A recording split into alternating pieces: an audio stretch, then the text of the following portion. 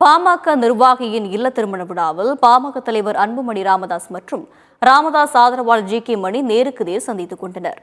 பாட்டாளி மக்கள் கட்சியின் நிறுவனர் ராமதாஸ் மற்றும் அவரது மகனும் கட்சி தலைவருமான அன்புமணி ராமதாஸ் இடையே தொடர்ந்து மோதல் இருந்து வருகிறது. இந்நிலையில் ராமதாஸின் ஆதரவாளரும் பாமக கௌரவ தலைவருமான ஜி.கே. மணி சென்னை திருவான்மியூரில் நடைபெற்ற பாமக மூத்த தலைவர் ஏ.கே. மூர்த்தியின் இல்ல திருமண விழாவில் பங்கேற்றார். இதே நிகழ்ச்சிக்கு பாமக தலைவர் அன்புமணி ராமதாசும் தனது ஆதரவாளர்களுடன் சென்றுள்ளார்.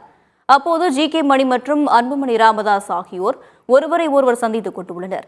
எதிரே சந்தித்துக் கொண்ட இருவரும் வணக்கம் செலுத்தி தங்களது மரியாதையை வெளிப்படுத்தியுள்ளனர்.